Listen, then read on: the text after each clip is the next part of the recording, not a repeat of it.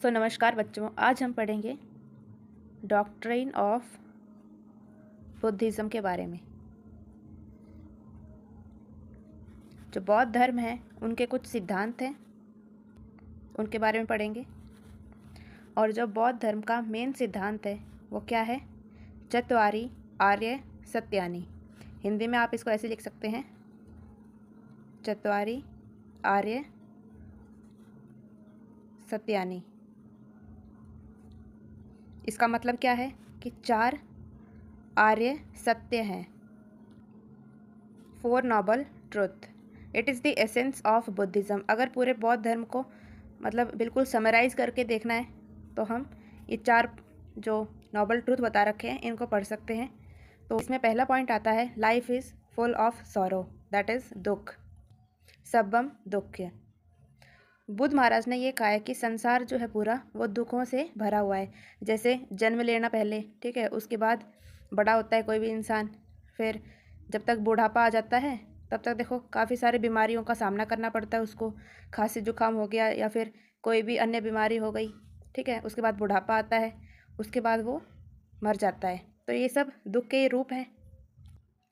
Next है, there are causes of sorrow, that is दुख समुदाय। हर एक दुख का कोई ना कोई कारण होता है। जैसे बौद्ध धर्म में इसको क्या बताया गया है? द्वादश निदान या फिर प्रतीत्य समुत्पाद। जैसे अगर कोई भी इच्छा जो होती है उससे इंसान को काफ़ी ज़्यादा दुख होता है। फॉर एग्ज़ाम्पल, अगर आप सोचते हैं कि मैं अभी मतलब कोई छोटा बच्चा है तो बहुत ज़्यादा सोचता है, मतलब बहुत बड़े बड़े सपने देखता है कि बड़ा होकर ऐसे करूँगा वैसे करूँगा, गाड़ी पैसा होगा मेरे पास, तो काफ़ी ज़्यादा इच्छा कर लेता है। अगर वो बड़ा होकर ये सब ना अचीव कर पाए तो उसको बाद में दुख होगा बड़े होके। तो जो इच्छा होती है उससे बहुत ज़्यादा दुख होता है। इच्छा दुख का सबसे बड़ा कारण होता है। अगर हम कोई भी चीज़ है उसके बारे में सोच रहे हैं, उसको लेने की सोच रहे हैं, अगर हमें ना मिले तो हमको बहुत बड़ा दुख होता है कि भाई हमको तो ये चीज़ मिली ही नहीं। जैसे एग्ज़ाम में आप सोच रहे हैं कि 100 में से मैं लेके आऊँगा इस बार 95 नंबर, ठीक है, और आपके आ जाते हैं 90 प्लस, ठीक है, जैसे 92 आ गए तो आपको थोड़ा बहुत तो दुख होगा कि भाई मैं तो 95 सोच रहा था, शिट यार मेरे तो 90% आए हैं, ठीक है। तो इसीलिए बताया गया कि जो इच्छा होती है उससे दुख मिलता है। नेक्स्ट है, this sorrow can be stopped, दुख निरोध। तो महाराज बुद्ध ने ये सिखाया है हमको कि जो दुख है उसको हमेशा के लिए ख़त्म भी करा जा सकता है, और इसे क्या कहते हैं? निर्वाण कहते हैं। निर्वाण का मतलब ये है कि जन्म और मरण के चक्कर से मुक्त होकर शांति और आनंद प्राप्त करना, ठीक है। जैसे कि फॉर एग्ज़ाम्पल वही बात है, जैसे छोटा बच्चा अगर कोई, ठीक है, वो अगर पहले छोटे छोटे गोल्स के बारे में सोचे कि भाई मैं पहले 10th में अच्छे नंबर लेके आऊँगा, उसके बाद 12वीं में अच्छा नंबर लेके आऊँगा, फिर अच्छे कॉलेज में एडमिशन ले लूँगा, फिर जब कॉलेज में आ जाए उसके बाद उसकी अच्छी प्लेसमेंट लग जाए, वो मेहनत करेगा तो प्लेसमेंट भी अच्छी लग जाएगी, उसके बाद वो अपने कमाई पे ध्यान दे, और फिर अच्छा कमाएगा तो फिर उसको गाड़ी पैसा बंगला जो भी उसको चाहिए वो सब उसको मिल जाएगा। यानी कि छोटे छोटे सपने देखो पहले, ठीक है, वो पूरे हो रहे हैं, उसके बाद बड़े सपने भी पूरे हो जाएंगे। तो इससे दुख का निवारण हो गया ये। और अगर बच्चा पहले ही इतने बड़े बड़े सपने देख लेगा 10वीं और 12वीं पे, तो मतलब ध्यान ही नहीं दे रहा है, अपने कॉलेज की पढ़ाई पे ध्यान नहीं दे रहा, बस ये सोच रहा है कि गाड़ी होगा बंगला होगा फलाना ढिमकाना, तो ऐसे तो पूरा होगा नहीं। उसको पहले अपने छोटे छोटे गोल्स पूरे करने होंगे, ठीक है, तभी जाके अल्टीमेट जो उसके गोल हैं वो पूरे हो सकते हैं, और इससे उसको कोई भी दुख नहीं होगा अगर वो स्टेप बाय स्टेप अपने सारे फेजेस को कंप्लीट करते जाएगा सक्सेस की ओर। नेक्स्ट है, there is a path leading to the cessation of sorrow, that is दुख निरोध गामिनी प्रतिपद, अष्टांगिक मार्ग। तो बुद्ध महाराज ने दुख को ख़त्म करने के लिए एक रास्ता बताया है जिसको क्या बोला जाता है? अष्टांगिक मार्ग। यानी कि इसमें 8 बातें शामिल है। तो अष्टांगिक मार्ग के बारे में नेक्स्ट पेज में भी दे रखा है, लेकिन उसको मैं यहीं पर ही कवर कर दूंगी। तो देखिए, तो अष्टांगिक मार्ग में पहला आता है राइट ऑब्जर्वेशन।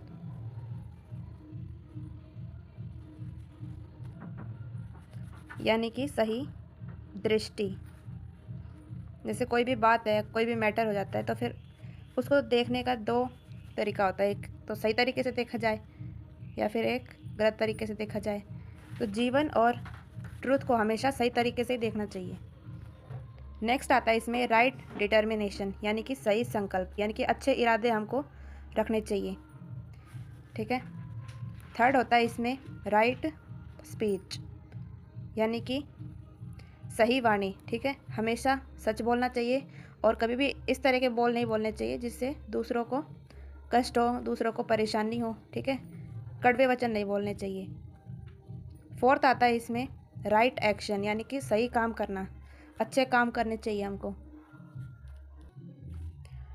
नेक्स्ट है हमारे पास राइट लिवलीहुड, यानी कि सही आजीविका होनी चाहिए। ठीक है, यानी कि ईमानदारी से हमें अपना जीवन व्यतीत करना चाहिए। सिक्स्थ आता है इसमें राइट एक्सरसाइज, यानी कि सही प्रयास। अब ऐसा तो है नहीं कि योगा कर रहे हैं, सही प्रयास कर रहे हैं, अनुलोम विलोम कर रहे हैं, तो उन सब प्रयास के बारे में नहीं बताया गया है, उन एक्सरसाइज के बारे में यहाँ पर बात नहीं करी गई है। ठीक है, सही एक्सरसाइज मतलब कि राइट एक्सरसाइज मतलब अच्छे काम करने के लिए मेहनत करनी चाहिए। जैसे किसी को डॉक्टर बनना है तो वो डॉक्टर बनने के लिए मेहनत कर रहा है, यानी कि वो मेहनत सही कर रहा है। कोई भी गलत काम करने के लिए मेहनत नहीं करनी चाहिए। ठीक है। नेक्स्ट आता है इसमें राइट मेमोरी, यानी कि सही स्मृति, अच्छे विचार रखने चाहिए, अच्छी मेमोरी रखनी चाहिए अपनी, अपने काम पे ध्यान देना चाहिए। ऐसा नहीं कि एक जगह अपने काम कर रहे हैं और ध्यान दूसरी जगह है, ऐसा नहीं होना चाहिए। अगला है एट्थ वाला राइट मेडिटेशन, यानी कि सही ध्यान। मन को बिल्कुल स्टेबल रख के उस पर अपने भगवान पे ध्यान लगाओ या फिर अपने काम पे ध्यान लगाओ। ठीक है, अपने मन को शांत रखना चाहिए हमेशा। तो अगर आप सच बोलते हैं, मेहनत करते हैं, ठीक है, मेहनत से अच्छा काम करते हैं, दूसरों की मदद करते हैं, तो ये सब की वजह से क्या होगा, आपको मेंटल पीस हो मिलेगी। ठीक है, अंदर से आपको शांति प्राप्त होगी, सुकून भरी ज़िंदगी रहेगी आपकी। तो ये सब 8 जो स्टेप बताए गए हैं इसमें, 8 बातें, इनसे आपका जो जीवन है वो सरल हो सकता है, ईजी हो सकता है। और आपको अगर इन सब बातों को फॉलो करते हो तो आपके जीवन में कोई भी दुख नहीं रहेगा। ठीक है। नेक्स्ट है नोट में कुछ पॉइंट बता रखे हैं, उनको पढ़ते हैं हम। तो पहला पॉइंट है इसमें प्रतीत्य समुत्पाद, यानी कि इसमें 2 थ्योरी बता रखी है, हेतुवाद और क्षणभंगुर।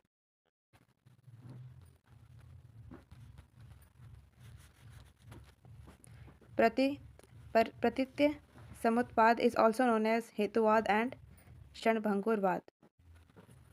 हेतुवाद का मतलब क्या होता है कि जो भी हमारी लाइफ में हो रहा है वो किसी ना किसी कारण की वजह से ही हो रहा है। बिना कारण कोई भी चीज़ हमारे जीवन में नहीं होती है। ठीक है, कोई ना कोई उसका रीज़न ज़रूर होता है। और दूसरा क्या बता रखा है इसमें, क्षणभंगुर। कोई भी चीज़ हमारे पास जो है वो कुछ टाइम के लिए या हमेशा के लिए नहीं है। फॉर एग्ज़ाम्पल, जैसे आपका फ़ोन ही देख लेते हैं, जिससे आप अभी अपनी क्लास ले रहे हो, तो ये फ़ोन हमेशा तो आपके साथ रह नहीं सकता है। ठीक है, मैक्सिमम 5 साल रह सकता है, या फिर बहुत ज़्यादा अगर चला लिया, बहुत ही अच्छी क्वालिटी का है, तो फिर 10 साल रह गया, उससे ज़्यादा तो नहीं रह सकता। तो सभी चीज़ थोड़े समय के लिए होती है हमारे पास। अगला पॉइंट बता रखा है desire is the root cause of sorrow, यानी कि वही बात है, इच्छा दुख की जड़ होती है, इसलिए हमको अपनी इच्छाओं पे कंट्रोल करना चाहिए। थर्ड पॉइंट बता रखा है इसमें the ultimate aim of life is to attain nirvana, the eternal state of peace and bliss which means liberation from the cycle of birth and death, यानी कि निर्वाण ही जीवन का उद्देश्य है। निर्वाण यानी कि पूर्ण शांति और आनंद। पीस मतलब शांति, ब्लिस मतलब आनंद होता है। ठीक है, जब अगर कोई भी इंसान बुरे काम नहीं करता और उसके मन में फालतू की किसी भी चीज़ के लिए इच्छा नहीं होती है, तब उसको ये जो स्टेट है निर्वाण, ये प्राप्त होता है, यानी कि जन्म मरण के जो साइकिल है उससे वो छूट जाता है। नेक्स्ट आइए, फोर्थ पॉइंट तो मैंने आपको बता दिया अष्टांगिक मार्ग के बारे में। अब नेक्स्ट आता है इसमें दैट इज फिफ्थ मध्य मार्ग। Man should avoid both extremes, that is life of comfort and luxury and a life of severe asceticism. मतलब कि इंसान को हमेशा बीच में रहना चाहिए, ना ही ज़्यादा हाई फाई लाइफ में जाना चाहिए और ना ही बिल्कुल लो लाइफ में जाना चाहिए। ज़्यादा आराम भी इतना अच्छा नहीं होता है और ज़्यादा दुख प्राप्त करना भी इतना आसान नहीं होता है।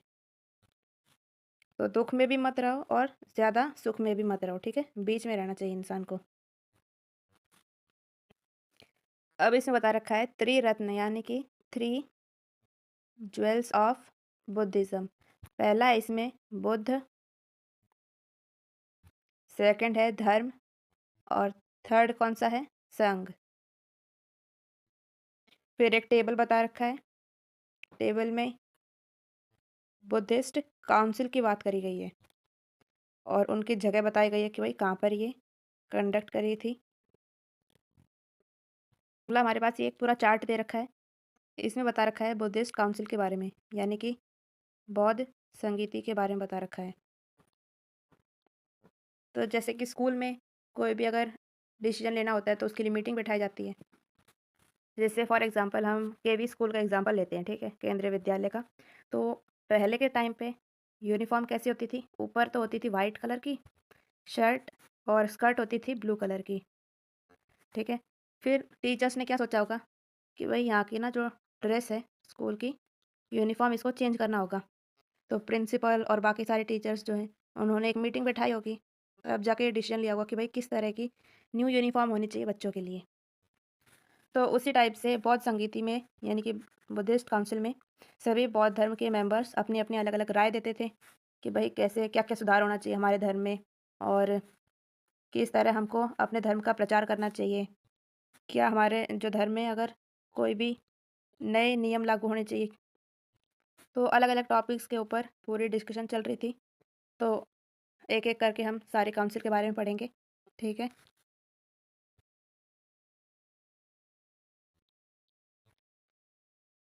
तो जो फर्स्ट बुद्धिस्ट काउंसिल है वो कब हुई थी? 483 बीसी में हुई थी। और कौन सी जगह पे हुई थी? ये हुई थी सप्तर्णी गुफा राजगृह में। चेयरमैन थे महाकश्यप जी और पेट्रन कौन थे? अजात शत्रु। और ये कौन से वंश के हैं?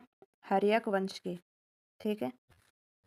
देखो ये बुद्धिस्ट काउंसिल हो तो गई थी, लेकिन इसका कुछ रिजल्ट भी तो आना चाहिए ना। मीटिंग बिठाई है तो इससे क्या रिजल्ट निकला? क्या इन लोगों ने निर्णय लिया था? तो निर्णय ये था, दो ग्रंथों का कंपाइलेशन किया गया, ठीक है। पहला ग्रंथ कौन सा है? सुत्त पिटक। और दूसरा कौन सा है? विनय पिटक। अब देखो जैसे मान लेते हैं एक टीचर, ये एक टीचर है, इनका नाम मान लेते हैं हम राहुल। और दूसरे टीचर हैं, इनका नाम मान लेते हैं रोहन, ठीक है। तो राहुल जो हैं, राहुल सर, ये क्या करेंगे? सारे रूल्स बनाएंगे स्कूल में कि सब बच्चों को लाइन से अपनी क्लास में जाना है और सही से बैठना है और अच्छे से बात करनी है एक दूसरे से, कोई लड़ाई झगड़ा नहीं करेगा। तो ये सब रूल्स हैं। और ऐसे होता है ना कि मंडे ट्यूसडे और मंडे ट्यूसडे उसके बाद थर्सडे फ्राइडे, इन दिन तो चलेगी एक टाइप की ड्रेस जैसे ब्लू ड्रेस। और वाइट ड्रेस कब चलेगी? वेंसडे और सैटरडे को। तो ये भी रूल ही है। तो ये सब कौन कंट्रोल करेगा? ये कंट्रोल करेंगे राहुल सर, ठीक है। और जो रोहन सर हैं ये क्या करेंगे? सब बच्चों के सिलेबस को क्रॉस चेक करेंगे। जैसे फर्स्ट क्लास के बच्चे को कौन कौन सी किताब पढ़ानी है, क्या क्या पढ़ाना है, इनका syllabus Rahul Rohan sir decide करेंगे। सेकंड क्लास के बच्चों को क्या पढ़ाना है, ये भी कौन डिसाइड करेगा? रोहन सर करेंगे, ठीक है। हर एक क्लास का जो सिलेबस है वो सब कंट्रोल कौन करेंगे? रोहन सर, ठीक है। यानी सिलेबस को चेक करेंगे रोहन सर और रूल्स एंड रेगुलेशन जो स्कूल में है वो सब पीटी सर के अकॉर्डिंग चलेगा। तो वैसे ही यहाँ पर भी है बौद्ध धर्म में कि जो सुत पीटक है और दूसरा कौन सा है? विनय पीटक। सॉरी ये थोड़ा सा उल्टा हो गया है। तो एक है विनय पिटक और दूसरा कौन सा है? सुत पिटक है, ठीक है। तो जो भी रूल्स मॉन्क्स फॉलो करेंगे उन सब के बारे में किसने बताया गया है? रूल्स के बारे में बताया गया है विनय पिटक में, ठीक है। और जो सुत्त पिटक है इसमें बताया गया है सभी सिलेबस के बारे में, एक टाइप से सिलेबस ही बोल सकते हैं कि जो जो भी पढ़ना होता है, कोई भी उपदेश है, वो सब सुत्त पिटक में होगा। और जो भी रूल्स एंड रेगुलेशंस हैं बौद्ध धर्म को फॉलो करने के लिए, वो सब विनय पिटक में है, ठीक है। तो ऐसे सभी हम बुद्धिस्ट काउंसिल के बारे में पढ़ेंगे, ठीक है। पहले पढ़ेंगे हम भाई कौन सी साल में ये कंडक्ट हुई, उसके बाद कौन सी जगह पे हुई, चेयरमैन कौन थे, पैट्रोन कौन थे और रिजल्ट क्या निकला था, ठीक है। ये हो गया है पहला काउंसिल। अगला पढ़ते हैं, स्क्रीन को मैं क्लियर कर लूँ।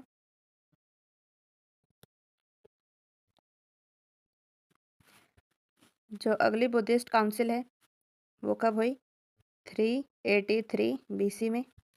और जगह कौन सी थी, वैशाली जगह थी। छुलवंग वैशाली। और इसके चेयरमैन कौन है, शबकामी। और इसके पट्रोन कौन थे, कालाशोक। और ये कौन से वंश के हैं, शिशुनाग वंश के हैं, ठीक है। अब इसके रिजल्ट के बारे में पढ़ेंगे कि इस मीटिंग से क्या रिजल्ट सामने आए थे, क्या फ़ायदा रहा था इस मीटिंग का। तो रिजल्ट था, फर्स्ट रिजल्ट ये था, the monks of Vaishali wanted some changes in rites. Second is schism into Sthaviravadin and Mahasanghik. तो वैशाली के कुछ ऐसे भिक्षु थे जिनको नियम कायदों में थोड़ा सा बदलाव चाहिए था, और कुछ ऐसे थे जिनको कोई बदलाव नहीं चाहिए था। तो इसीलिए जो बौद्ध धर्म है वो दो पार्ट्स में बट गया। एक को कहा जाता है स्थविरवादीन और दूसरा है महासंघिक, ठीक है। जो पहला है यानी कि स्थविरवादीन, इसमें क्या थे कि ये लोग चाहते थे कि पुराने नियम कायदे मतलब चलते रहें, ठीक है। पुराने नियम को मानने वाले थे स्थविरवादीन में, और जो न्यू रूल्स को फॉलो करना चाहते थे वो आते थे महासंघिक में। जैसे वही एग्जाम्पल लेते हैं केवी वाला, ठीक है। तो जिस टाइम पे ये जब यूनिफॉर्म चेंज हुई थी, तो काफ़ी सारे बच्चे तो ऐसे होंगे कि हमको तो भाई पुरानी यूनिफॉर्म अच्छी लगती है, हम तो बस वही पहन के आएंगे, ऐसे सोचते होंगे। और जो बच्चे ऐसे थे कि हाँ भाई नई वाली ड्रेस अच्छी है, ठीक है, वो लोग थे महासंघिक में। तो पर्सनली मुझे तो वो जो ओल्ड वाली यूनिफॉर्म थी वो ज़्यादा अच्छी लगती है। आप बताइए आपको कौन सी यूनिफॉर्म अच्छी लगती है केवी स्कूल की। सो क्लियर हो गया है ना। स्थविरवादीन वाले कौन है, जो पुराने वाले रूल्स को फॉलो करना चाहते हैं, और जो महासंघिक ग्रुप में है वो क्या चाहते हैं कि नए रूल्स को फॉलो किया जाए, नए रूल्स बनाए जाए, ठीक है। ये हो गया है सेकंड बुद्धिस्ट काउंसिल की बातें। अब पढ़ते हैं थर्ड बुद्धिस्ट काउंसिल के बारे में। जो थर्ड बुद्धिस्ट काउंसिल है ये कब हुई थी, 250 BC में हुई थी। और जगह का नाम क्या है, अशोकाराम विहार पाटलिपुत्र में। और इनके चेयरमैन कौन है, मोगलीपुत्र तिस। और इसके पैट्रॉन कौन है, सम्राट अशोक, ठीक है। अशोक का किंग है। और ये कौन से वंश के थे, मौर्य वंश के थे ये। अब इसके रिजल्ट्स के बारे में पढ़ेंगे। तो पहला रिजल्ट ये है, compilation of Abhidhamma Pitaka. And second is decision to send missionaries to various parts of the world. अब देखिए, जो अभिधम्म पिटक है उसको समझने के लिए मैं एक छोटा सा एग्जांपल देती हूँ पहले, ठीक है। तो जैसे हम बचपन में हम कविता पढ़ते थे, first second third fourth fifth, मतलब फिफ्थ तक या फिर सिक्स्थ तक बस। उसके बाद की जो भी कविताएं हैं हमारी हिंदी की बुक की, वो कुछ थोड़ी सी मतलब अलग टाइप की होती थी, ठीक है। सिक्स्थ तक क्या है कि बिल्कुल सिंपल भाषा में लिखते थे कवि। जो भी सिंपल सिंपल कविताएं हैं वो सारी सिक्स्थ क्लास तक है। उसके बाद की जो भी कविताएं हैं वो थोड़ी सी कॉम्प्लेक्स हो जाती थी, उनका मतलब डिकोड करना इतना आसान नहीं होता था। जो हमारी टीचर हैं वो हमको समझाती थी, संदर्भ लिखवाती थी, प्रसंग भावार्थ ये सब लिखवाए जाते थे हमें, आपको भी लिखवाए गए होंगे। फॉर एग्जाम्पल एक कविता थी, छाया मत छूना, ठीक है, छाया मत छूना।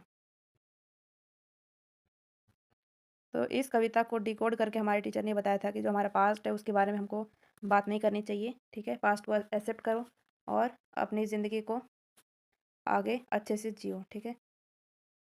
अपनी ग्रोथ के लिए काम करो। इसमें मतलब एक नॉर्मल अगर लाइन लिखी होती थी कविता में, तो उसको डिकोड करके हमारी टीचर हमको समझाती थी, ठीक। तो वैसे ही यहाँ पर जो ये पिटक है, अभिधम पिटक, इसमें भी कुछ ऐसे ही बातें हैं।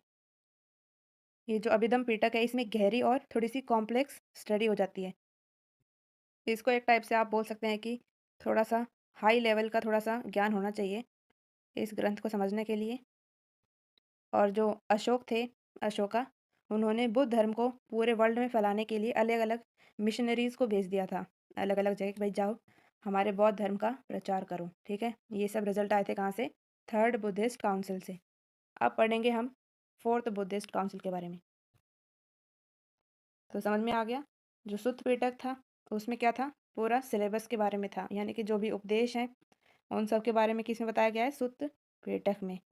विनय पिटक में सारे रूल्स के बारे में बताया गया है। और जो अभिधम्म पिटक है, उसमें थोड़ा-सा हायर ज्ञान है, ठीक है? थोड़ा-सा उसको डिकोड करना पड़ता है। अब हम पढ़ेंगे फोर्थ बुद्धिस्ट काउंसिल के बारे में, ठीक है? तो इसका टाइम क्या था? कब हुआ था ये? 98 एडी में हुआ था, ठीक है? कौन सी जगह पे हुई थी ये बुद्धिस्ट काउंसिल? कुंडल वन, कश्मीर में।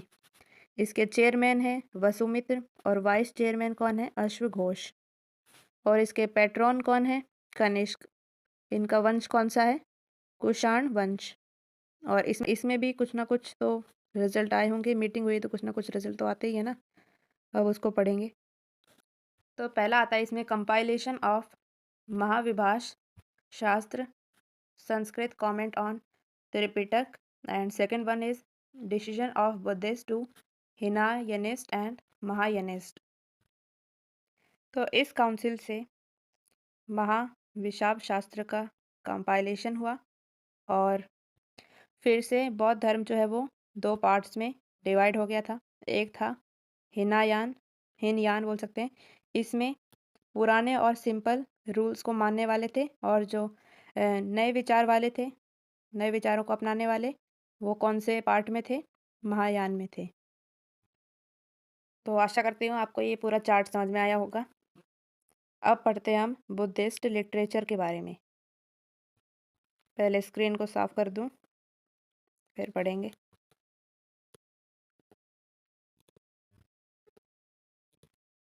तो देखिए जो हमने पूरा चार्ट पढ़ा है, इसमें जो रिजल्ट्स हैं, ठीक है, इनमें कुछ वर्ड्स आए हैं अलग अलग टाइप के, तो उनको मैं एक बार समराइज़ कर देती हूँ। तो पहला क्या था? सुत्त पिटक, यानी कि उसमें सारे उपदेश के बारे में लिखा होगा, ठीक है। नेक्स्ट है विनय पिटक, इसमें सारे रूल्स के बारे में लिखा था, भिक्षुओं के नियम के बारे में। थर्ड था इसमें अभिधम्म पिटक, इसमें क्या था? कॉम्प्लेक्स बातों के बारे में लिखा, ठीक है, बहुत कॉम्प्लेक्स जो नॉलेज है वो सब अभिधम्म पिटक में थी। नेक्स्ट जो वर्ड है इसमें स्थविरवादीन, इसमें पुराने नियम मानने वाले लोग थे। और दूसरा पार्ट कौन सा था? बुद्ध लोगों का महासंघिक, इसमें नए बदलाव जो चाहने वाले थे वो आते थे इसमें। और एक वर्ड है हीनयान, इसमें सिंपल और पुराने नियम को पालन करने वाले थे। और महायान वाले जो ग्रुप हैं, उसमें कौन थे? नए और एक्स्ट्रा नियम को अपनाने वाले थे। और जो महाविशाब शास्त्र है, उसमें त्रिपिटक का जो एक्सप्लेनेशन है वो सब गिवन है, ठीक है, संस्कृत में गिवन है। अब पढ़ेंगे हम बुद्धिस्ट लिटरेचर के बारे में। तो अब हम पढ़ेंगे बुद्धिस्ट लिटरेचर के बारे में। पहला आता है इसमें पाली टेक्स्ट। पाली टेक्स्ट में भी पहला कौन सा है? त्रिपिटक। त्रि मतलब तीन, और पिटक मतलब क्या होता है? बास्केट। तीन वर्ड क्यों लिखा है यहाँ पर? क्योंकि इसमें तीन पार्ट होते हैं। पहला है सुत्त पिटक, विनय पिटक, और तीसरा कौन सा है? अभिधम्म पिटक। और बास्केट, बास्केट का क्या मतलब इधर? तो जो ग्रंथ है उसको किस पे लिखा गया था? पाम लीव्स पे लिखा गया था, और उन पत्तों को बास्केट में यानी टोकरी में डाल दिया गया था, इसीलिए बास्केट वर्ड है यहाँ पर, ठीक है। सो यहाँ पर वर्ड हो गया पूरा त्रिपिटक। तो पहला इसमें आता है विनय पिटक। विनय पिटक के बारे में पढ़ेंगे। वही है, मैंने आपको अभी समझाया था, वही छोटी छोटी बातें यहाँ पर लिखी हुई है कि जो विनय पिटक है उसमें क्या क्या गिवन होगा? रूल्स गिवन होंगे, नियम कायदे, ठीक है। विनय पिटक में क्या है? नियम कायदे हैं। क्या क्या रूल्स फॉलो करने चाहिए, वो सब विनय पिटक में है। सेकंड है इसमें सुत्त पिटक, इसमें सारे उपदेश हैं। और जो थर्ड है अभिधम पिटक, इसमें सारे कॉम्प्लेक्स टेक्स्ट गिवन है इसमें। इसको एक तरीके से ऐसे मान सकते हैं जैसे कि बेसिक मैथ अगर हम पढ़ रहे हैं, छोटी मोटी मैथ, तो वो सब कहाँ आएंगी, वो सब सुत्त पिटक में आएगी। जैसे मैंने आपको समझाया था ना, कवि और कविताओं के बारे में समझाया था, जैसे वैसे ही। और अगर एक और एग्जांपल दूँ तो जैसे कि फर्स्ट से लेकर, वैसे साइंस तो लगभग लगभग फोर्थ से स्टार्ट हो जाती है, तो फोर्थ से लेकर अगर हम 10th तक देखें, फोर्थ से लेकर 10th तक जो भी साइंस है वो सब कहाँ आएंगी, सुत्त पिटक में आएगी। ठीक है, बेसिक साइंस।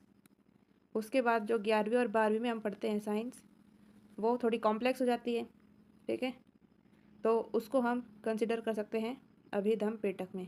तो आप ऐसे समझ सकते हैं कि सुत्त पिटक में बिल्कुल बेसिक बेसिक बातें होती हैं, और जो सुत्त पिटक को समझ जाता है उसके बाद वो क्या पढ़ने लग जाएगा, अभिधम पिटक पढ़ने लग जाएगा। थोड़ी और हायर एजुकेशन लेगा, थोड़ी कॉम्प्लेक्स जो पढ़ाई है उसको पढ़ेगा। ठीक है, और अभिधम पिटक में भी थोड़ा सा अलग अलग पार्ट्स गिवन है इसमें, उनको भी एक बार पढ़ लेते हैं। जैसे हम पहले साइंस जो पढ़ते हैं 10वीं क्लास तक, वो तो बस एक बुक रहती है, एक ऐसे साइंस। ठीक है, जब हम 11वीं और 12वीं में आ जाते हैं तो हमारे पास फिज़िक्स की अलग बुक है, केमिस्ट्री की अलग बुक है, और जो बायो है उसकी अलग बुक हो जाती है। बायोलॉजी में भी एक हो जाती है बॉटनी, और एक हो जाती है जूलॉजी। केमिस्ट्री में भी इनऑर्गेनिक केमिस्ट्री, ऑर्गेनिक केमिस्ट्री और फिजिकल केमिस्ट्री। और फिज़िक्स में भी ऐसे होता है, काइनेमेटिक्स आ जाता है, मॉडर्न फिज़िक्स। ठीक है, अलग अलग टाइप का पूरा सब कुछ ऐसे बट जाता है। तो वैसे ही क्या है कि जो अभिधम पिटक है वो थोड़ा कॉम्प्लेक्स है, तो उसके भी छोटे छोटे ऐसे पार्ट्स बट गए हैं। ठीक है, 5 भाग होते हैं अभिधम पिटक में। पहला इसमें दीर्घ निकाय, दीर्घ मतलब लंबे, तो लंबे उपदेश कहाँ लिखे होंगे, दीर्घ निकाय में। ठीक है, दूसरा बता रखा है इसमें मध्यम निकाय, यानी कि जो लंबे उपदेश से थोड़े से कम लंबे हैं, यानी कि जो मीडियम साइज़ के हैं, वो सब आएंगे मध्यम निकाय में। ठीक है, थर्ड आता है संयुक्त निकाय। इसका मतलब होता है कि एक जैसे टॉपिक पर जो भी चर्चा हो रखी है वो सब किस में आएंगे, संयुक्त निकाय में। और फोर्थ है अंगुत्तर निकाय, यानी कि सीक्वेंस वाइज जो भी उपदेश हैं वो सब आते हैं अंगुत्तर निकाय में। और जो फिफ्थ है इसमें बता रखा है खुद्दक निकाय, यानी कि छोटे छोटे जो उपदेश होते हैं, छोटे छोटे टॉपिक पे जो भी लेसन्स दे रखे हैं वो सब किस में आएंगे, खुद्दक निकाय में। ठीक है, नेक्स्ट है हमारे पास मिलिंद पन्नू। पहले मैं एक बार ये स्क्रीन थोड़ी सी रब कर दूँ, ठीक है, क्लियर कर देती हूँ, फिर आके पढ़ेंगे। अगला बता रखा है इसमें मिलिंद पन्नू। मिलिंद पन्नू में क्या है, जो इंडो ग्रीक राजा थे मिलिंद, और बौद्ध संत जिनका नाम क्या है, नागसेन।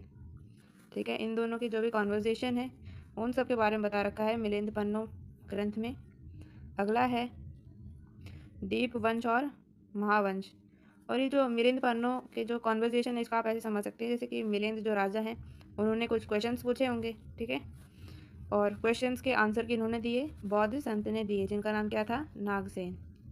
तो क्वेश्चंस किसके हैं, मिलिंद राजा के हैं, और जो आंसर्स हैं वो हैं नागसेन संत के। ठीक है, तो ये क्वेश्चन आंसर्स इसमें बता रखे हैं मिलिंद पन्नू ग्रंथ में।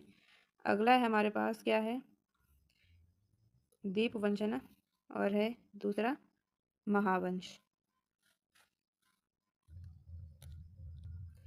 तो इसमें जो श्रीलंका है उसकी हिस्ट्री के बारे में बता रखा है, और बौद्ध धर्म के प्रचार की अलग अलग टाइप की कहानियाँ हैं। ठीक है, इस ग्रंथ में। तो ये सब हो गए हैं पाली टेक्स्ट। अब हम पढ़ेंगे संस्कृत ग्रंथ के बारे में। तो अब हम पढ़ेंगे संस्कृत टेक्स्ट के बारे में। ठीक है, जैसे कि हिंदुइज़्म में रामचरितमानस होता है, वैसे ही बुद्धिज़्म में भी बुद्ध चरित होता है।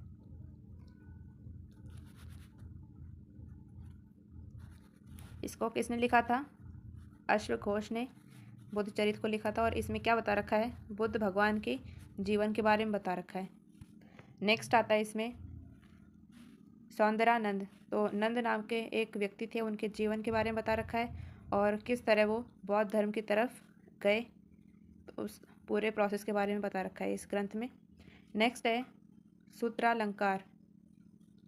इसमें बता रखा है बौद्ध धर्म के सिद्धांतों के बारे में। नेक्स्ट आता है इसमें शारिपुत्र प्रकरण। तो शारिपुत्र भगवान बुद्ध के एक शिष्य थे, उनके जीवन की शैली बता रखी है और उनके द्वारा जो जो भी ऐसे उपदेश दिए गए थे उन सब के बारे में बता रखा है शारिपुत्र प्रकरण में। नेक्स्ट आता है इसमें वज्र सूची। इसमें बता रखा है कि जो जात पात में जो भेदभाव करते हैं वो सब नहीं करना चाहिए, ठीक है। ये जो ग्रंथ है ना वज्र सूची, इसमें भेदभाव के खिलाफ बता रखा है सारा। अगला आता है इसमें महाविभाषा शास्त्र। तो ये बेस्ड होता है त्रिपिटक ग्रंथ पे। जैसे कि कोई भी एनसीईआरटी होती है, जैसे आपने अगर टेंथ में मैथ होती है ना, तो मैथ्स के लिए एस चांद हम खरीदते हैं book as a reference book, या फिर आर एस अग्रवाल खरीदते हैं एज अ स्टैंडर्ड बुक। और वो किस पे बेस्ड होती है? एनसीईआरटी पे बेस्ड होती है। या फिर टेंथ की तो बात हो गई। 11th और 12th में अगर किसी ने वो ली हो, साइंस ली हो, तो फिर उसके लिए वो रेफरेंस बुक के लिए ज़्यादातर खरीदते हैं प्रदीप्स की बुक, या फिर कोई और भी बुक खरीद सकते हैं, जैसे केमिस्ट्री के लिए मॉडर्न केमिस्ट्री। लेकिन वो सब बेस्ड किस पे होती है? एनसीईआरटी पे बेस्ड होती है। वैसे ही जो ये शास्त्र है महाविभाषा शास्त्र, ये किस पे बेस्ड है? त्रिपिटक ग्रंथ पे बेस्ड होता है। नेक्स्ट आता है इसमें विशुद्धि मार्ग। तो ये इसकी रचना किसने की थी? बौद्ध घोष ने इस ग्रंथ की रचना की थी और इसमें बता रखा है कि ये इनर सोल की जो भी प्योरिटी है, आत्मशुद्धि का जो भी रास्ता है वो क्या है और किस तरह हमको ध्यान लगाना चाहिए, इन सब के बारे में इस वाले ग्रंथ में लिखा हुआ है, जिसका नाम है विशुद्धि मार्ग। अगला आता है इसमें अठ कथा। तो अठ कथा और सुमंगल विलासिनी, ये दोनों किसने लिखे हैं? ये भी बुद्ध घोष ने ही लिखे हैं। और इसमें बिल्कुल सिंपल लैंग्वेज में समझा रखा है सब कुछ। जैसे जो ग्रंथ है ना त्रिपिटक, तो उसके जो भी कॉम्प्लेक्स जो टर्म्स हैं वो सब सिंपल फॉर्म में किसने बता रखे हैं? अट कथा और सुमंगल विलासिनी में बता रखे हैं। नेक्स्ट आता है इसमें मध्यमिका कारिका। तो इसकी रचना करी थी नागार्जुन जी ने। तो इसमें ये बता रखा है कि ज़्यादा सुख भी अच्छा नहीं होता और ज़्यादा दुख भी अच्छा नहीं होता। तो ज़्यादा सुख और ज़्यादा दुख, इनसे हम कैसे बचें, तो उन सब के उपाय बता रखे हैं इसमें। अगला आता है हमारे पास प्रज्ञा पारमिता कारिका। तो ये भी नागार्जुन जी ने ही लिखी थी। तो इसमें ये समझा रखा है कि हमें किसी भी चीज़ से ज़्यादा कनेक्ट नहीं होना चाहिए, चाहे वो कोई भी चीज़ हो सकती है, ठीक है। अपने मन को स्टेबल रखना चाहिए। तो ये सब बता रखा है इस प्रज्ञा पारिता कारिका में, ठीक है। तो ये हो गए हैं बुद्धिस्ट लिटरेचर के बारे में। नेक्स्ट आता है इसमें सेक्ट ऑफ बुद्धिज़्म। जो अभी हमने पढ़ा था ना एक पूरा टेबल, उसमें रिजल्ट देखे थे। तो जो बुद्धिज़्म है, बौद्ध धर्म, वो 2 टाइप में बट गया था, है ना। तो उन पार्ट्स के बारे में हम पढ़ेंगे अब। सेक्ट यानी कि धर्म के छोटे से पार्ट, ठीक है। पहले मैं स्क्रीन को क्लियर कर लूँ, फिर पढ़ेंगे।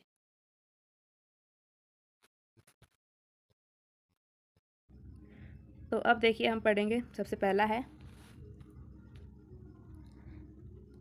हीनायान, ठीक है। हीन मतलब छोटा और यान मतलब वाहन, ठीक है, लेसर व्हीकल। जैसे कि मान लेते हैं छोटा वाहन यानी कि छोटी व्हीकल, ठीक है। जैसे साइकिल है, साइकिल पे तो बस 2 आदमी बैठ सकते हैं। अगर पीछे बैठने की जो जगह होती है अगर वो भी नहीं है, तो फिर एक साइकिल पे बस एक ही इंसान बैठ पाएगा, ठीक है। और जो दूसरा पार्ट क्या था, उसका नाम था महायान, मतलब बड़ा व्हीकल। और बड़ा व्हीकल जैसे कि स्कॉर्पियो गाड़ी में ज़्यादा लोग बैठ पाएंगे। और जो साइकिल है, साइकिल पे सिर्फ एक आदमी बैठ पाएगा, ठीक है। तो जो हीनायान था, हीनायान वाले जो ग्रुप के जो भी लोग थे, वो लोग बस अपनी अपनी मुक्ति के बारे में सोच रहे थे, अकेले खुद की मुक्ति के बारे में।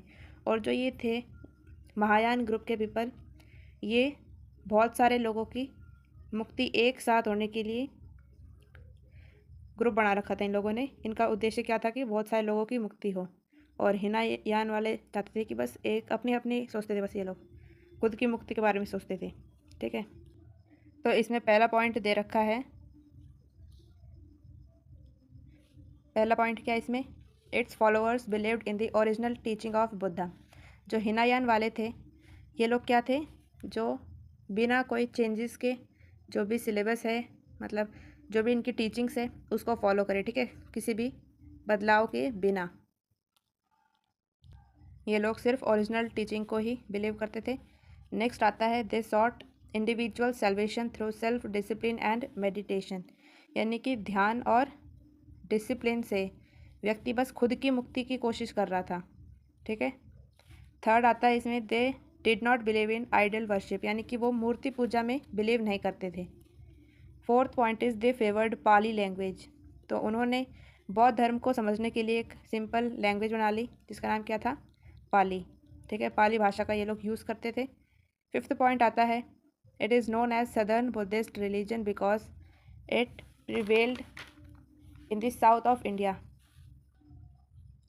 Example Sri Lanka, Burma, Myanmar, Siam, Thailand, Java etcetera.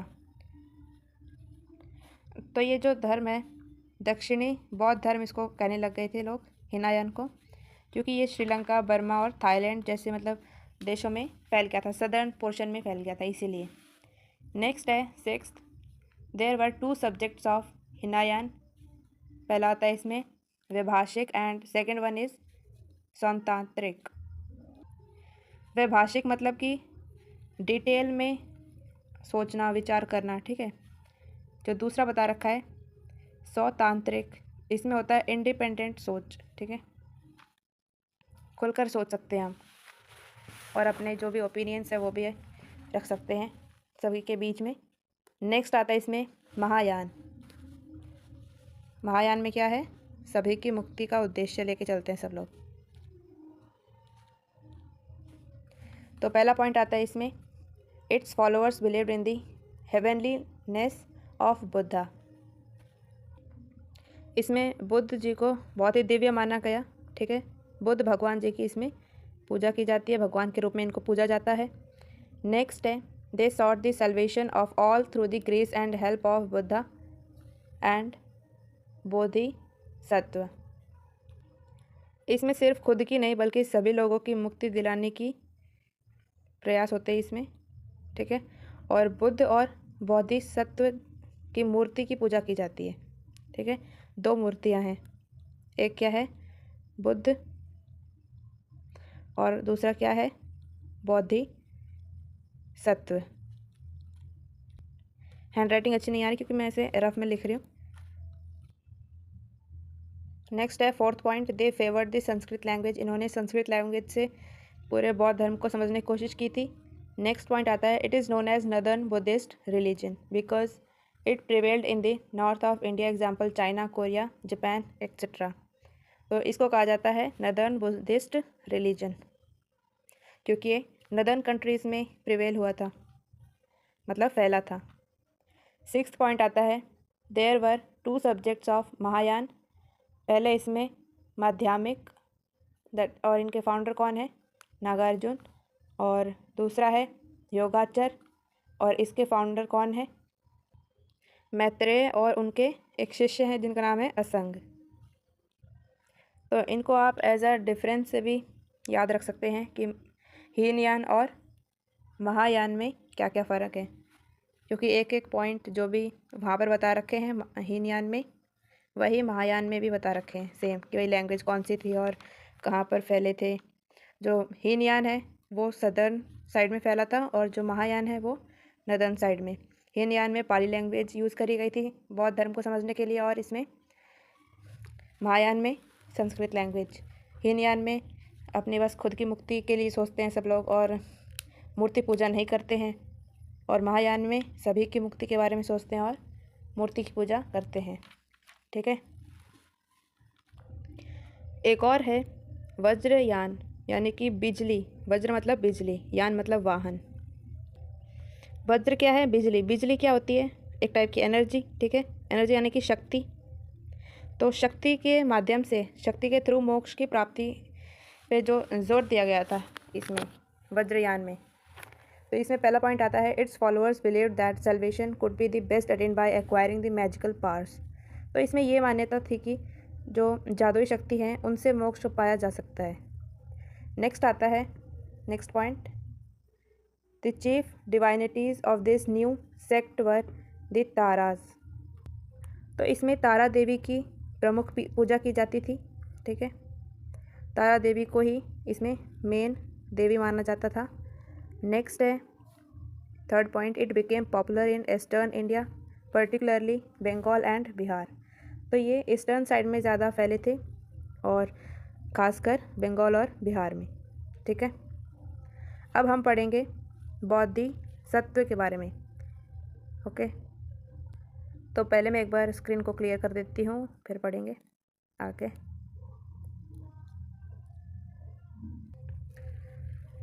तो नेक्स्ट क्या है? नेक्स्ट है बोधि सत्व, ओके। अभी हमने देखा कि किन किन भगवान की पूजा की जाती थी, बुद्ध भगवान और बोधि सत्व। तो बोधि सत्व में 6 भगवान आते हैं, ठीक है। पहले कौन से हैं? वज्रपाणी। वज्र यानी कि बिजली। तो बिजली जो कड़कती है आसमान में, जैसे आपने देखी होगी ना बिजली कड़कती हुई, तो हमारे दिमाग में कौन से भगवान क्लिक होते हैं? इंद्र भगवान, है ना। तो ये इंद्र भगवान के समान थे, ठीक है। और ये बुराइयों के दुश्मन थे। बुराई का दुश्मन क्यों कहा गया है इनको? क्योंकि जब भी देखो आसमान में बिजली कड़कती है तो उससे थोड़ा सा चांदना हो जाता है ना, मतलब कि थोड़ी सी रोशनी हो जाती है, तो अंधेरा थोड़ा सा दूर हो जाता है। अंधेरा दूर यानी कि बुराई दूर हो जाती है, अच्छाई आ जाती है। तो इसीलिए इनको कहा गया है ये इंद्र भगवान के समान है और दुश्मनों के खिलाफ होते हैं, ठीक है। बुराई के दुश्मन होते हैं ये। नेक्स्ट है इसमें अवलोकितेश्वर यानी दयालु भगवान, और इनके हाथों में क्या थे? पद्म पाणी, ठीक है। इनको पद्म पाणी कहा जाता है। पद्म मतलब कमल, मतलब फूल, पाणी मतलब हाथ, जिनके हाथों में कमल है उनको क्या कहा जाता है? पद्म पाणी।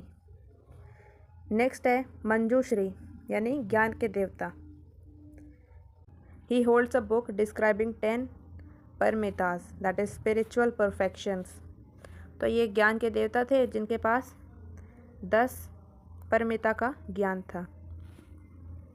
नेक्स्ट है इसमें मैत्रेय, फ्यूचर बुद्ध, भविष्य के बुद्ध भगवान थे। कौन थे? मैत्रेय। नेक्स्ट आता है इसमें क्षतिग्रह यानी कि पापियों के रक्षक। नेक्स्ट है अमिताभ और अमितायुष। तो ये अमिताभ बच्चन नहीं है, ठीक है। He is Buddha of haven, स्वर्ग के बुद्ध हैं ये, स्वर्ग के बुद्ध भगवान, ठीक है। अब पढ़ते हैं हम सेक्रेड श्राइन्स के बारे में, यानी कि पवित्र स्थल।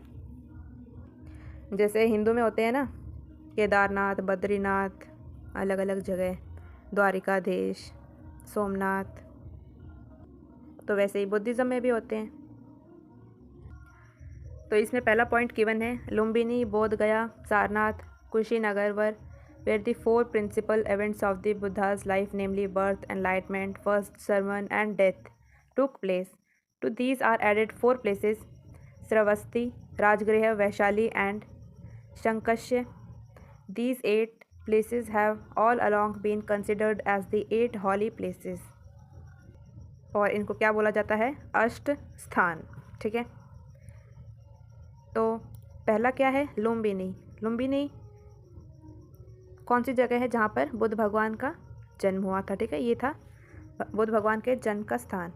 नेक्स्ट है बोध गया, जहाँ पर बुद्ध भगवान ने ज्ञान प्राप्त किया। सारनाथ में उन्होंने पहला उपदेश दिया था। और जो फोर्थ है कुशीनगर, यहाँ बुद्ध जी का महापरिनिर्वाण हुआ था, ठीक है, यानी कि अंतिम स्थान था ये। और इसमें 4 जो जगह है वो भी ऐड कर दी गई है। पहला आता है इसमें, मतलब पहली जो ऐड करी गई है वो कौन सी है? श्रावस्ती, यानी कि जहाँ पर बुद्ध भगवान के चमत्कार हुए थे। नेक्स्ट कौन सा है? राजगृह, जहाँ पर बुद्ध भगवान ने शिक्षा का प्रचार किया था। वैशाली में बुद्ध भगवान के शिष्यों का स्थान है। और जो फोर्थ है शंकाश्य, यहाँ पर स्वर्ग से बुद्ध भगवान की वापसी हुई थी।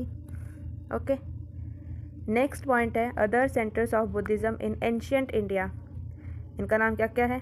Amravati and Nagarjuni Konda in Andhra Pradesh, Nalanda in Bihar, Junagadh and Vallabhi in Gujarat, Sanchi and Bharhut in MP, Ajanta Ellora in Maharashtra, Dhauligiri in Odisha, Kannauj, Kaushambi and Mathura in UP, Jagaddala and Somapuri in west Bengal. जो बुद्धिज़्म में अलग अलग सेंटर्स हैं जो कि एंशियंट इंडिया में थे, ठीक है, प्राचीन भारत में, उन सब के बारे में बता रखा है यहाँ पर। तो अब हम पढ़ेंगे बुद्धिस्ट आर्किटेक्चर के बारे में।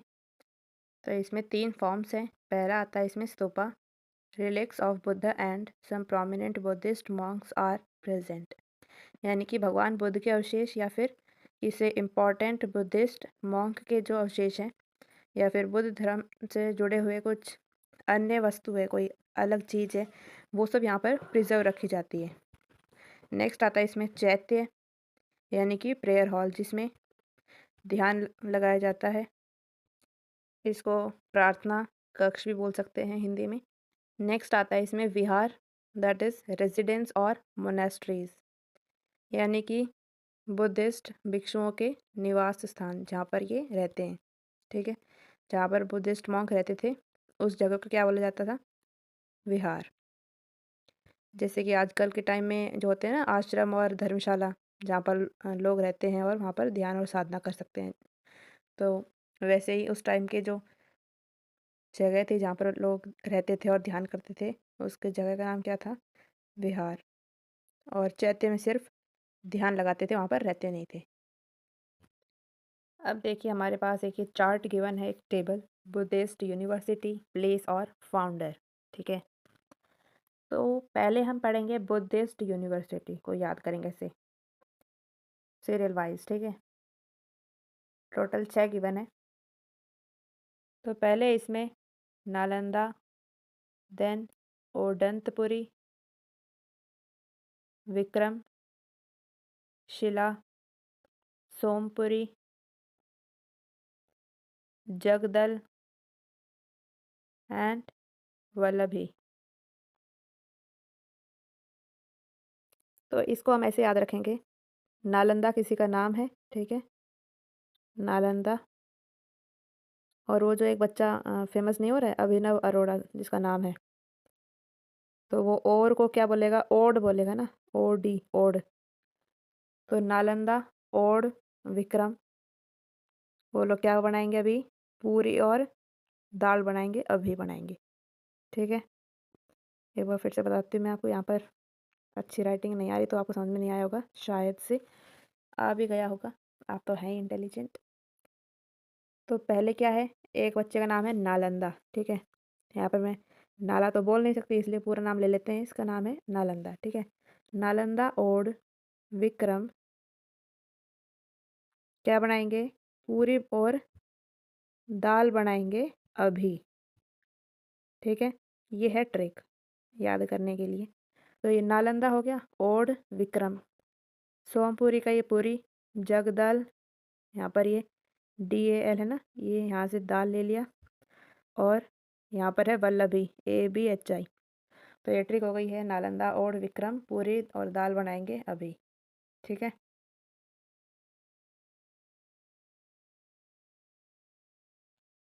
और जो इसमें फाउंडर बता रखे हैं ना, देखो सीरियल वाइज तो ये नाम याद हो गए होंगे आपको बुद्धिस्ट यूनिवर्सिटी के। और फाउंडर को देखो कैसे याद रखना है, सरनेम होता है ना, 2 सरनेम हम याद रखेंगे। पहला सरनेम क्या है? कुमार, और दूसरा सरनेम क्या है? भट्ट, आलिया भट्ट, है ना। ये राजकुमार राव और ये आलिया भट्ट, ठीक है। तो ये जो सरनेम है, 2 सरनेम याद रखेंगे। पहले क्या है? पहला कुमार और दूसरा है भट्ट, ठीक है। कुमार को लिखेंगे ऊपर और भट्ट जो सरनेम है वो नीचे, ठीक है। ऊपर कृष्ण भगवान को हम और क्या बोलते हैं? गोपाल बोलते हैं ना, गोपाल। और कृष्ण भगवान का ही दूसरा एक रूप है राम, ठीक है। पहले सरनेम, उसके बाद कृष्ण भगवान को याद रखना। फिर आता है इसमें धर्मपाल, 2 बार रहेगा धर्मपाल, धर्मपाल का स्क्वायर, ठीक है। तो ये भी एक सीरियल वाइज सीक्वेंस से आपको याद हो जाएगा कि 2 सरनेम याद रखने हैं, कुमार और भट्ट। फिर कृष्ण भगवान को याद करना, ठीक है। कृष्ण भगवान का दूसरा नाम होता है गोपाल, और राम भी उन्हीं का ही एक रूप है। फिर धर्म के मार्ग पे हम चलने लग जाएंगे, कृष्ण भगवान को याद रखेंगे तो धर्म के मार्ग पे ऑटोमेटिक चलेंगे, तो यहाँ पर धर्म का स्क्वायर हो जाएगा, ठीक है। कृष्ण भगवान के नाम लेंगे तब भी धर्म की तरफ बढ़ेंगे, और राम जी का नाम लेंगे तब भी धर्म की तरफ बढ़ेंगे। तो धर्म का स्क्वायर है, यानी कि 2 बार बीच में धर्म आएगा, ठीक है। तो ऐसे ही एक छोटी सी ट्रिक थी भाई फाउंडर्स और बुद्धिस्ट यूनिवर्सिटी को याद करने की। अगर आपको और भी अच्छी ट्रिक आती हो तो आप उससे याद कर लेना, मैंने तो इसी से याद करी है। तो अब हम पढ़ेंगे रॉयल पैट्रॉन के बारे में। तो बेसिकली ये कौन थे? ये लोग वो लोग थे जिन्होंने बौद्ध धर्म को बहुत ज़्यादा फैलाया था, ठीक है। सभी जगह पे बौद्ध धर्म का प्रचार किया था, और इन्होंने अलग अलग इंस्टीट्यूट भी खोले थे जहाँ पर बौद्ध धर्म की शिक्षा बांटी जा सके, ताकि बौद्ध धर्म के जो भी मॉन्क्स थे उनको मदद हो सके, ठीक है। फिर यहाँ पर सभी के नाम बता रखे हैं किन किन ने बौद्ध धर्म का प्रचार किया था।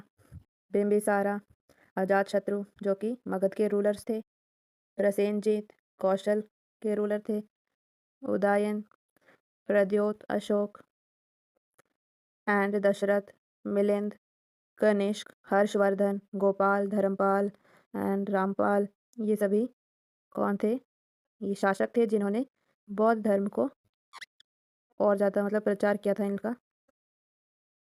अब यहाँ पर लिखी हुई है नोट। नोट में पहला पॉइंट आता है Ashoka the greatest patron of Buddhism called third Buddhist council and sent mission comprising of his son Mahendra and his daughter Sanghamitra to Sri Lanka.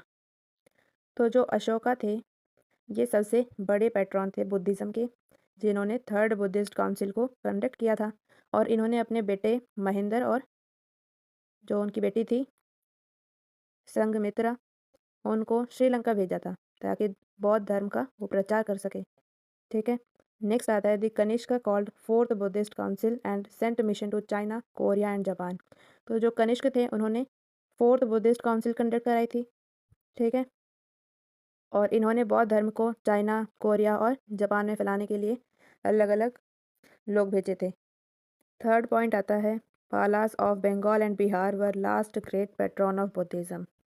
तो बंगाल के और बिहार के जो पालास थे वो लास्ट ग्रेट पैट्रॉन्स थे बुद्धिज़्म के।